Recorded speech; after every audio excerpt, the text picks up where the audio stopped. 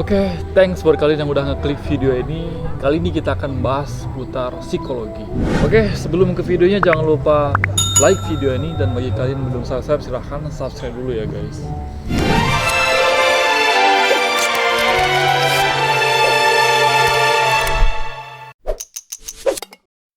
Selama jadi psikolog Mbak, kasus terunik yang pernah Mbak tangani itu kayak gimana? Kasus terunik yang pernah saya tangani itu kasus pertama saya. Apa itu? Unik karena Kenapa? satu, itu kasus pertama saya. Terus? Yang pertama kali selalu jadi bagian dari memori kan. Ya.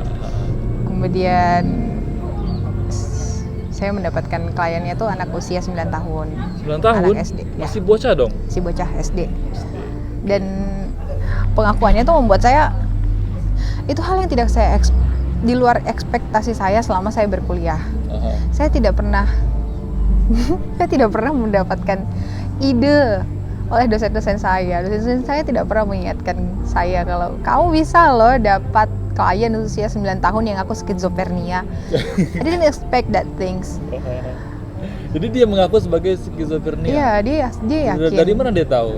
Dari googling.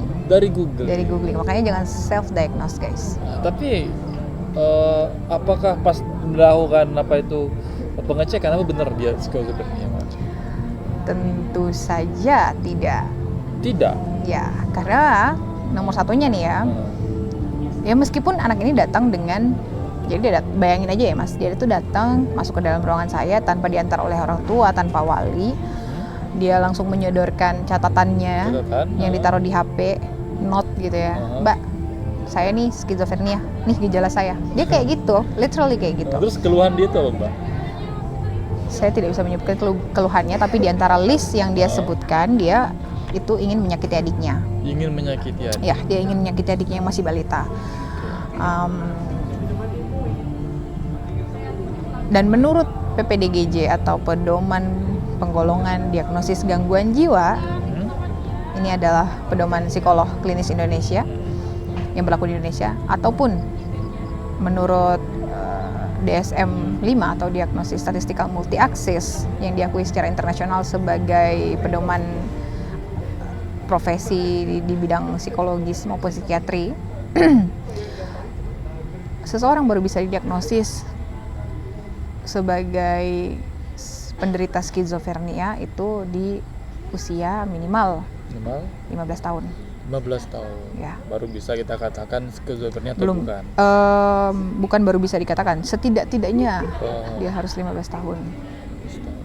Gitu. Jadi dari satu bagian itu aja itu kan sudah gugur ya.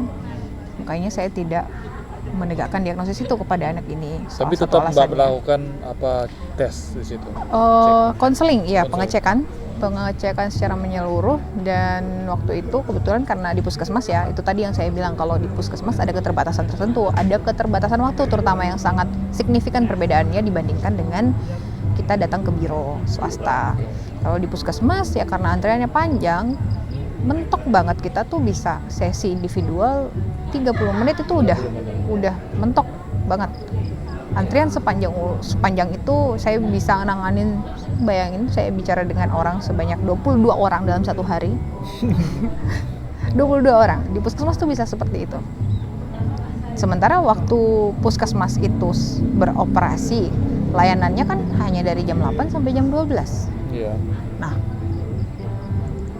coba dibagi aja 22 jam kira-kira 22 orang kira-kira per orang dapat berapa menit, belum untuk registrasi dan sebagainya. Nah, kayaknya sangat terbatas. Kalau mempunyai spare lebih, dana lebih, sebaiknya ke biro swasta.